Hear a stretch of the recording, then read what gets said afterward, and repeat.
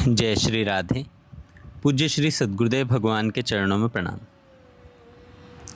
मन भटकता है तो क्या करें? श्री रामकृष्ण परमहंस जी की अमूल्य शिक्षा।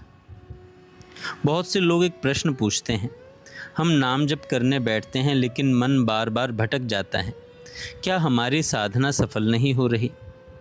यदि आपके साथ भी ऐसा होता है तो आज का यह संदेश आपके लिए है। श्री रामकृष्ण परमहंस कहते थे कि मन का भटकना साधना की असफलता नहीं बल्कि साधना का प्रारंभ है। जिस दिन आपको अपने मन के भटकने का बोध हो जाता है उसी दिन से वास्तविक आध्यात्मिक यात्रा शुरू होती है। जब हम आंखें बंद करके भगवान का नाम लेने बैठते हैं तो अचानक अतीत की यादें आने लगती हैं, भविष्य की चिंताएं घेर लेती हैं, शरीर बेचैन होने लगता है और मन इधर उधर दौड़ने लगता है। हमें लगता है कि शायद हम ध्यान के योग्य नहीं हैं, लेकिन श्री रामकृष्ण परमहंस जी कहते हैं, जैसे कोई बच्चा चलना सीखते समय बार बार गिरता है वैसे ही साधक का मन भी बार बार भटकता है। महत्वपूर्ण यह नहीं कि मन कितनी बार भटका, बल्कि यह है कि आपने उसे कितनी बार प्रेम पूर्वक भगवान के नाम की ओर वापस लगाया। हर बार जब आप मन को नाम में लौटाते हैं वही एक छोटा सा ध्यान बन जाता है। यही छोटे छोटे प्रयास एक दिन गहरी एकाग्रता का द्वार खोल देते हैं। साधकों, मन वर्षों से संसार की ओर दौड़ता आया है, उसे विषयों, इच्छाओं और आकर्षणों की आदत पड़ चुकी है। इसलिए जब आप उसे भगवान के नाम में लगाना चाहते हैं तो वह स्वाभाविक रूप से विरोध करता है। श्री रामकृष्ण परमहंस जी कहते हैं, मन को दोष मत दो। जैसे माँ अपने छोटे बच्चे के गिरने पर उसे डांटती नहीं बल्कि प्रेम से उठाती है, वैसे ही जब मन भटके तो उसे प्रेम से वापस नाम की ओर ले जाओ। अपने मन से कहो, हे मन, तू कहाँ भटक रहा है? सच्ची शांति तो भगवान के नाम में ही है। यह संवाद ही साधना का हिस्सा है। श्री रामकृष्ण परमहंस बार बार एक बात पर जोर देते हैं कि नाम जब केवल शब्दों की पुनरावृत्ति नहीं है, नाम कोई साधारण शब्द नहीं है, नाम स्वयं भगवान का स्वरूप है। यदि हम केवल गिनती पूरी करने के लिए माला फेरते रहें लेकिन हृदय में प्रेम ना हो तो मन भटकता ही रहेगा। लेकिन जब नाम के साथ प्रेम जुड़ जाता है तब वही नाम मन को बांधने वाली डोर बन जाता है।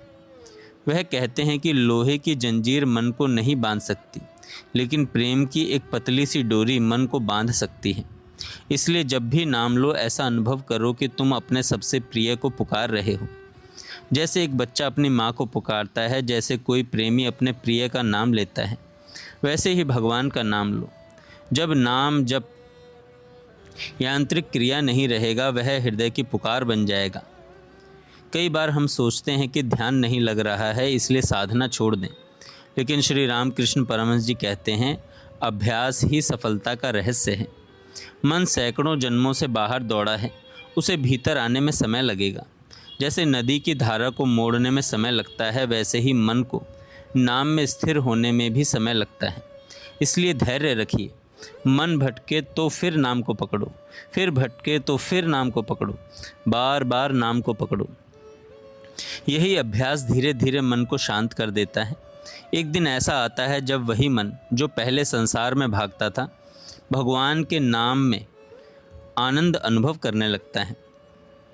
श्री रामकृष्ण परमहंस जी एक और सुंदर उपाय बताते हैं। वे कहते हैं, जब मन अधिक चंचल हो तो केवल मन ही मन जप मत करो, नाम को गुनगुनाओ, नाम को गीत बना दो। जब नाम में लय, स्वर और भावना जुड़ जाते हैं तब मन उसकी धारा में बहने लगता है। कीर्तन और संकीर्तन का महत्व भी यही है। जब भक्त मिलकर भगवान का नाम गाते हैं तो सामूहिक भक्ति की शक्ति चित्त को भीतर खींच लेती है। इसलिए संतों ने कहा है, कलयुग केवल नाम आधारा। नाम ही इस युग का सबसे सरल और सबसे प्रभावशाली साधन है। साधकों, श्री रामकृष्ण परमहंस साक्षी भाव की भी शिक्षा देते हैं। वे कहते हैं, जब मन भटके उससे लड़ो मत, उसे देखो कि वह कहाँ जा रहा है, क्या सोच रहा है। जब आप देखने लगते हैं तब आप मन से अलग होने लगते हैं। यही साक्षी भाव है। और जब साक्षी भाव जागता है तो मन की पकड़ धीरे धीरे कमज़ोर होने लगती है। नाम जप और साक्षी भाव मिलकर ध्यान को जन्म देते हैं। श्री रामकृष्ण परमहंस जी कहते हैं कि जब ऐसा होना चाहिए जैसे तेल की धारा निरंतर गिरती रहती है। शांत, अविरल और सहज।